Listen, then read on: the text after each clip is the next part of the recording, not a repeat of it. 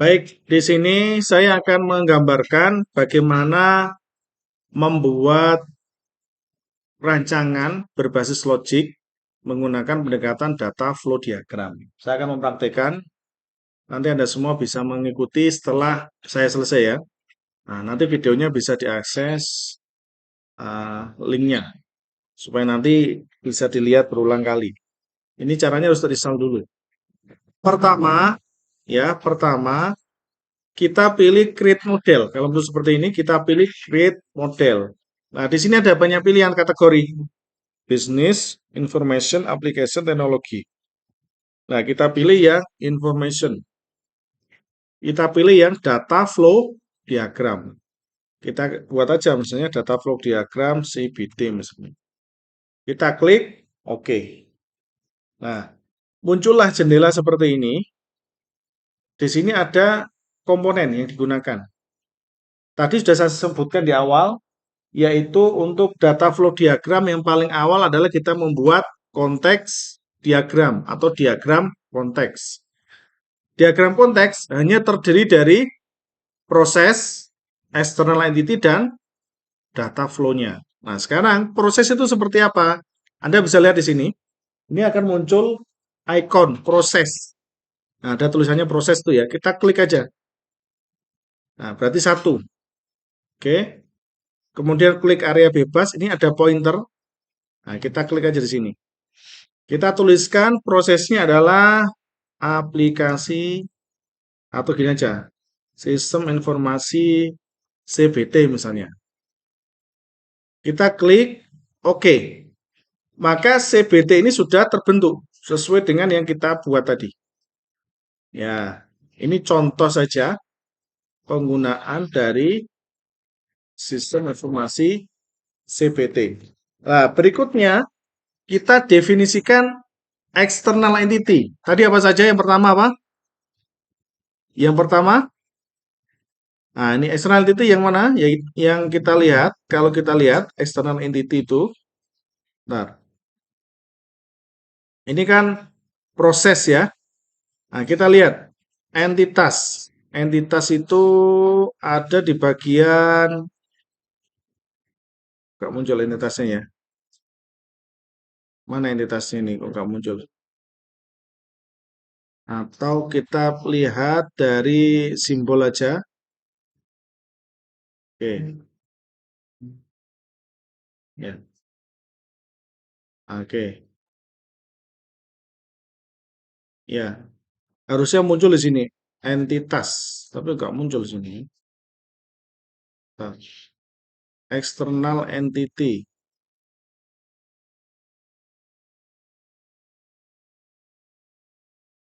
Nah, ini line.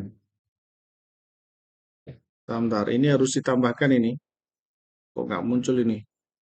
Di palette-nya ini loh ya. Harusnya muncul. Kita save aja dulu. Oke, ini proses, yaitu sistem informasi CBT. Nah, ini. Nah, ini baru muncul. Yaitu proses berikutnya ini, external entity. Kita klik. Ada berapa di sini? Misalnya seperti ini ya. Ada 3. Ya, ini harus tampilkan dulu ini. View, properties. Nah, ini nggak muncul ini. Saya masukkan aja. DFD. Bentar. Ini pilih ya, model optionnya. Jadi kita ada model settingnya ini adalah gain and apa ini kelihatan enggak? Kecil ya. Gain and assertion. Ya, ini adalah metode yang digunakan ya. Digunakan untuk penggambarannya. Nah, kita coba untuk saya close dulu sebentar ini ya. Global view. Saya close dulu. Ini ada power designer coba muncul ini.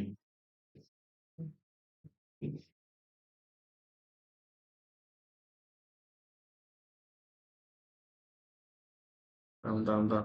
Ini kok nggak muncul di bagian mana tadi ya? Close view.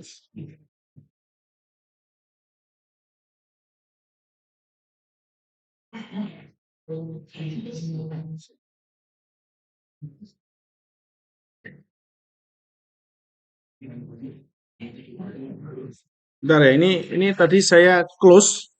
Ini menampilkannya, saya lupa di mana posisinya ini. Coba saya cek dulu.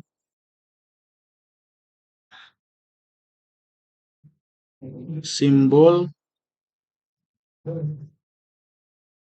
Oh, ini loh ya. View pilot.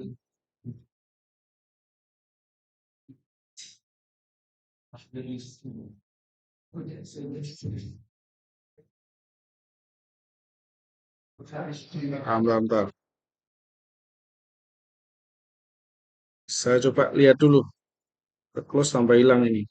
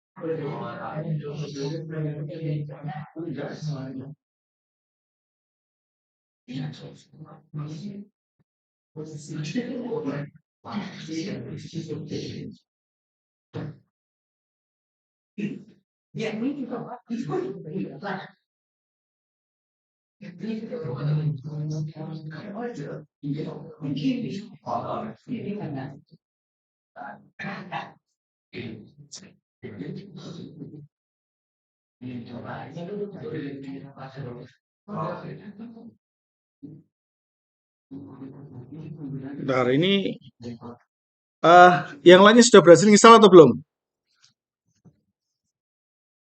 Masih?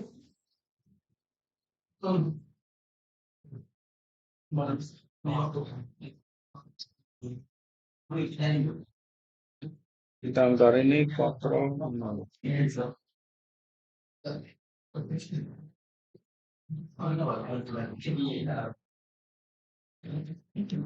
Nah, kita cek dulu.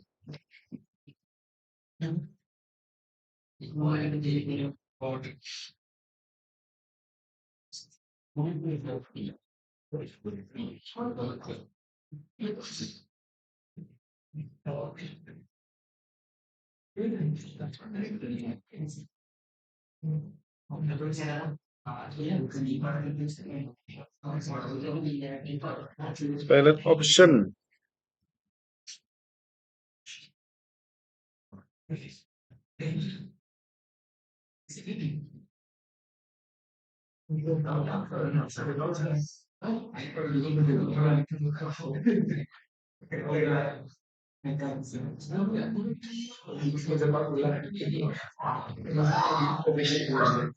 Oh ya, inilah ya. Perhatian. Tadi itu kan ke saya close ya. Itu kita klik area bebas ini. Oh iya. Baik, baik, baik. Nah, ini. Nah, tadi kan saya ke close gini kan tadi ya. Itu cara menampilkannya di sini. Klik area atas, pilih pelit ya. Ya, nanti akan muncul seperti ini. Nah, kalau sudah seperti ini ya, perhatian sebentar. Nah, ini kita tuliskan di sini. Apa tadi? Maha siswa. Terus apa lagi? Dosen. Apa lagi terusan? Siapa? Admin. Oke. Di sini akan generate ya kodenya. Kalau admin ya admin, mahasiswa mahasiswa. Oke, kalau sudah kita buat seperti ini.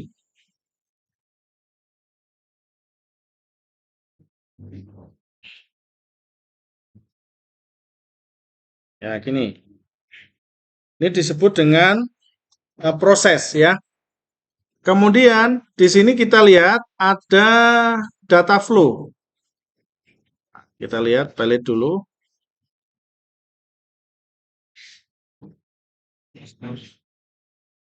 Ya, nah ini data flow diagram. Ada valid, ada data flow diagram. Oke, perhatikan di sini ada dua. Kalau yang ini kita untuk menggabungkan menggunakan ini flow ya, flow. Jadi klik aja ini. Flow perlu perhatikan ada yang masuk, ada yang keluar. Ini ya. Nah, ini harus ada. Keluarnya apa? Oke. Sekarang saya ajak Anda berpikir. Ya, mau perhatian dulu. Nah, ini kita klik palette di sini ya. Pertama, dari contoh gambar ini kita bisa atur.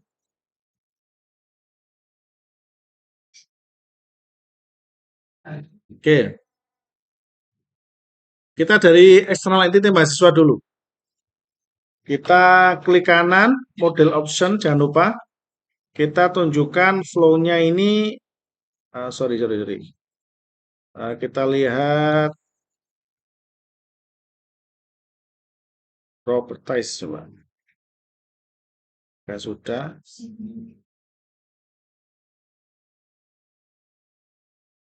Display preference, lupa saya. Nah, ini flow-nya, display preference, ini kalau ditulisi, kalau nggak tampil Anda pilih ini ya, name. Nah, name. Klik OK, pilih all symbol. Nah, sehingga muncul apa di sini? Keterangannya kan ya. Nah, pertanyaannya, ini kan sistem.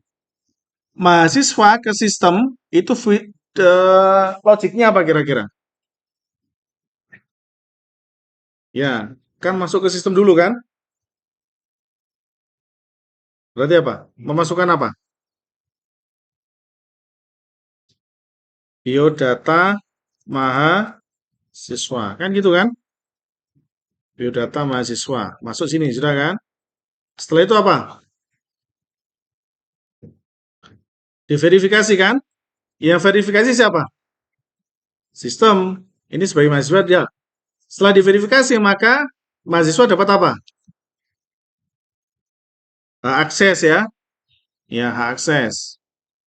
Oke, berarti di sini biodata mahasiswa masuk ke sistem, outputnya adalah hak akses mahasiswa. Demikian juga untuk dosen, sama. Berarti ada apa di sini? Biodata dosen, kemudian masuk lagi apa di situ? Hak akses sebagai dosen. Ini ya. Kemudian kalau admin, sama juga ya. Masuk ke sistem berarti biodata admin. Masuk sistem, verifikasi oleh aplikasi, akses sebagai apa? Akses sebagai main. Langkah berikutnya setelah ini adalah kira-kira CBT itu proses bisnisnya apa saja? Kita harus memahami. Di situ kan ada input soal, ada nggak kira-kira? Ya, yang input siapa? Dosen. Tambahkan di sini flow. Ya,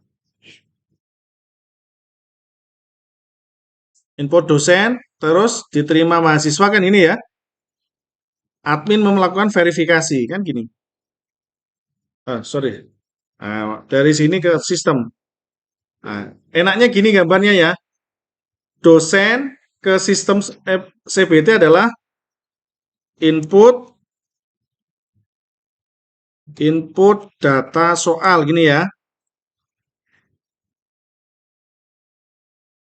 Kemudian ke mahasiswa ya berarti mahasiswa, bentar. Nah, ini kan ke sini kan. Dari sistem ke mahasiswa, berarti mahasiswa dapat apa? Mengakses atau mengerjakan? Lebih enak mana? Mengakses atau mengerjakan? Mengerjakan ya. Mengerjakan soal ya. Oke. Kemudian admin ini ke sistem adalah ngapain? Ya, melakukan verifikasi berarti. Verifikasi data. Ya. Oke, ini untuk CBT. Apalagi selain soal? Soal sudah. Kalau sudah, apalah? Nah, itu mengerjakan sudah. Apa? Soal ini berarti sudah masuk kuncinya ini. Apa kira-kira? Oh ya, nilai. Nilai ini yang akses siapa? Setelah ngerjakan berarti apa? Mahasiswa masuk sini kan? Dapat nilai. Dosen bisa ngasih nilai enggak? Oke. Admin melakukan verifikasi ya. Nah, ini adminnya ke sini, verifikasi nilai. Oke.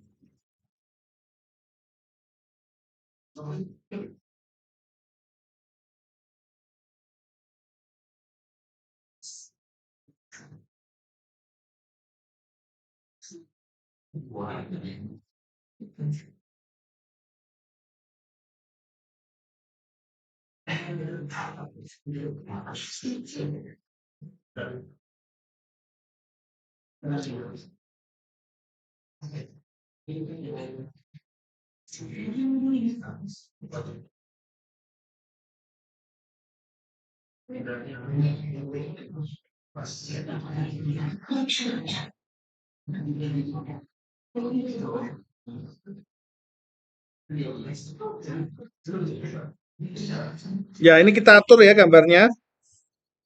Bentar.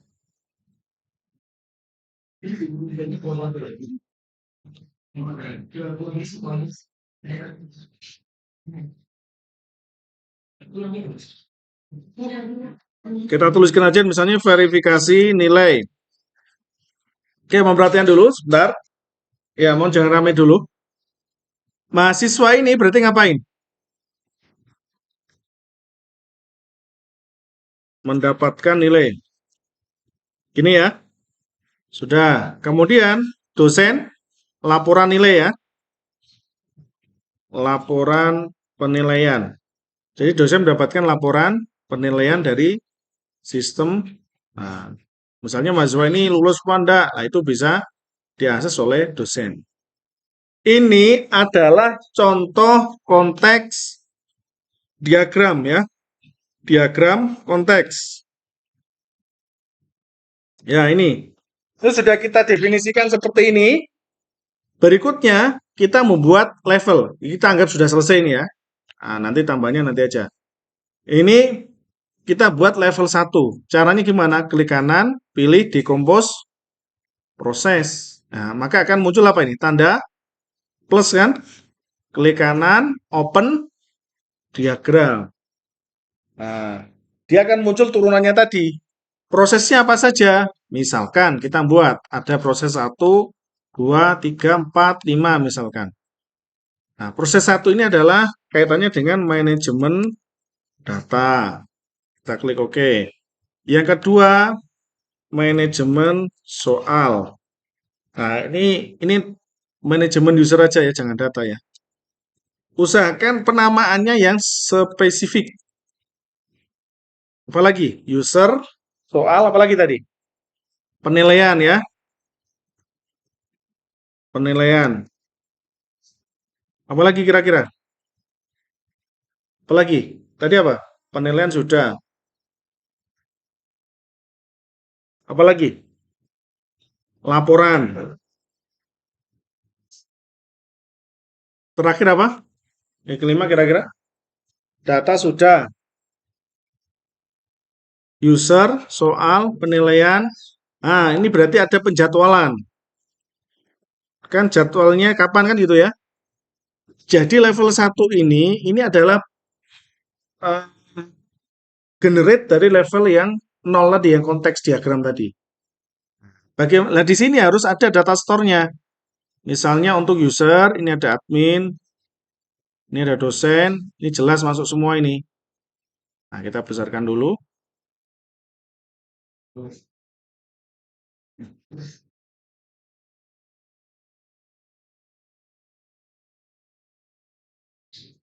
Ya, oke. Ya,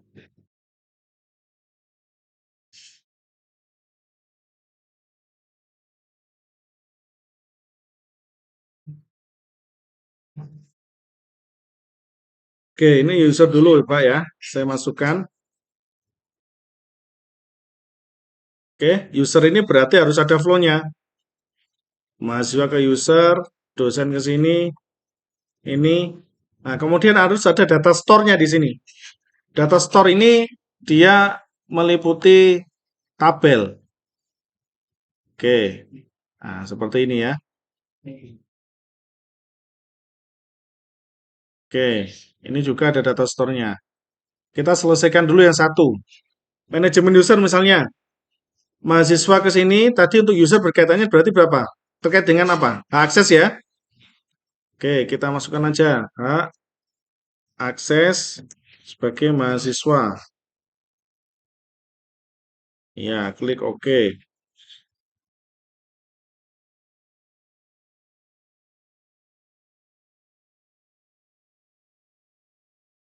Ini juga sama, dosen. Hak akses sebagai dosen.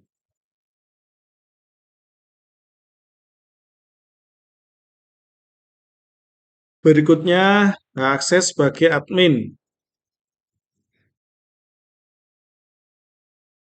Nah, ini sudah. Oke. Nah, kalau sudah seperti ini, maka di sini harus ada data store. Data store itu kalau dimenuliskan dalam database dalam bentuk tabel ya. Maka di sini Anda buat data store-nya adalah misalnya pengguna. Berarti dia dalam bentuk tabel. Udah ngambil masuk mata kuliah basis data atau belum? Ada database, ada tabel. Yang paling tinggi kedudukannya di mana? Database-nya atau tabelnya? Paling atas. Database. Di bawah, di dalamnya database ada tabel. Paham ya? Oke. Soalnya nanti harus mempraktikkan ini nanti. Oke, sudah. Klik OK. Nah, ini kita gambarkan seperti ini. Kemudian penilaian. Sorry, manajemen soal. Kok mama sih? Manajemen ya. Ya, oke. Yang melakukan manajemen soal siapa? Oke, sama dosen saja? Oke. Ya, manajemen soal.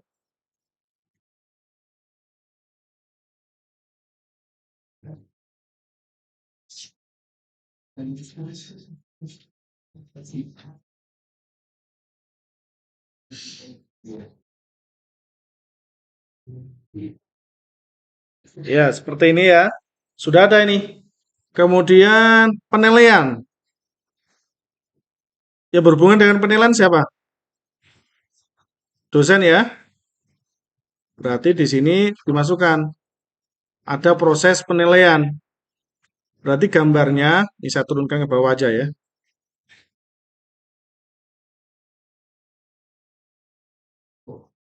Nah, seperti ini saya turunkan.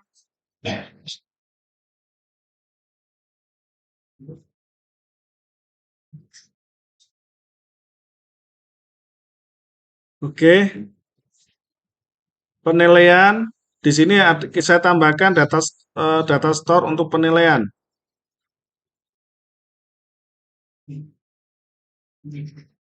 Nah, ini soal ujian.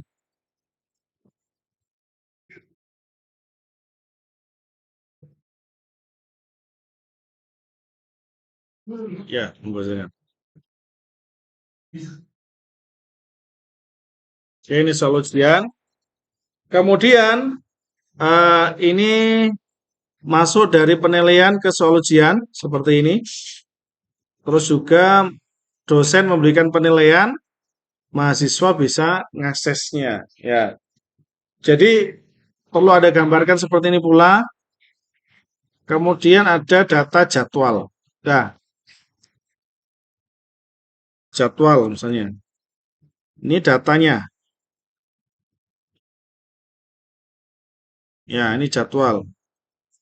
Berarti di sini ada penjadwalan, ada laporan. Oke. Ya, ini jadwal, ini pengguna. Ini kalau Anda nggak fokus susah ini. Karena jadwalnya ada maknanya ya setiap narik datanya ini. Penjadwalan jelas berhubungan dengan admin. Nah, kemudian masuk lagi ke store penjadwalan. Oke, seperti ini. Kemudian ada lagi yang terakhir itu adalah di laporan. Laporan ini diambilkan dari ini semua. Data store, jadwal, pengguna, soal, ini dimasukkan sini. Nah, ini narik sini. Nggak bisa. Bentar. Ini masih nempel, ini harus dipisah dulu nih.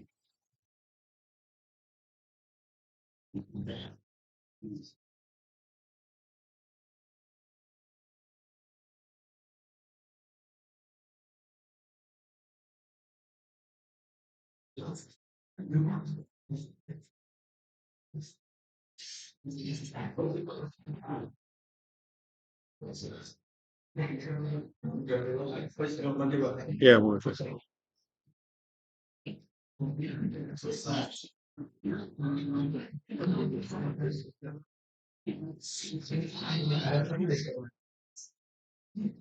Oh, ini, Rek. Bentar, saya coba cek dulu.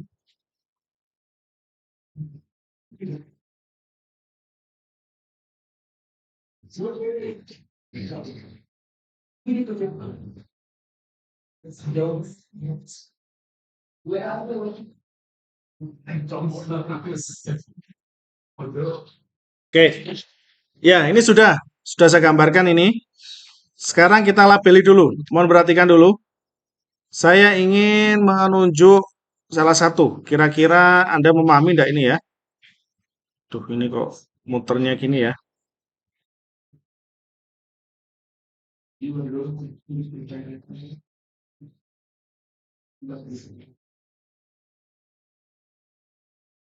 Oke, sudah selesai prosesnya. Sekarang kita labeli. Kita labeli dulu. Caranya harus dibuka dulu di mode display preference flow. Name-nya diginikan. All symbol. Nah, muncul kan? Pertanyaannya, ya, pojok sana, sebelah Akmal. Ya, sebelahnya Akmal, dosen kepenilaian. Ini data apa kira-kira? Ya, Gabriel. Dosen kepenilaian berarti data apa? Keterangannya apa kira-kira flow-nya ini? Gak kelihatan? Bentar, saya pause dulu. Ya, jadi saya ulang sekali lagi ya.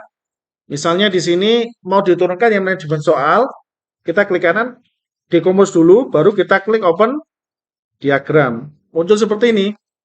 Jadi ada admin dan soal ujian. Nah, kita bisa apa saja yang bisa kita lakukan. Misalkan prosesnya dibagi. Untuk tadi ada dua proses misalnya ya. Tadi apa? Proses apa tadi? Ya, misalnya ada validasi soal ujian. Terus apa lagi? Ya, misalnya ada input soal. Apa kita masukkan? Input data soal. Ya, oke. Nah, ini tinggal dibuat aja alurnya. Misalnya mulai dari admin ke validasi Ini juga sama. Terus ini kalau untuk ke data store, nah kita gunakan ini. Oh, nggak kelihatan ya. Resource flow namanya. Ya, ini resource flow. Nah, ini kita klik, ya masuk ke sini semua. Nah, ini namanya disebut dengan resource flow. Oke, nah ini sudah. Sudah, ini berarti level 2 sudah terbentuk. Kalau ingin menyimpannya tinggal di save all aja. Ingin melihat level sebelumnya di close saja ini. Klik, nah masuk sini kan. Ternyata ini ada lagi manajemen user. Tambahkan lagi, klik, decompose, process. Baik, itu yang harus dipraktekkan hari ini. Terima kasih.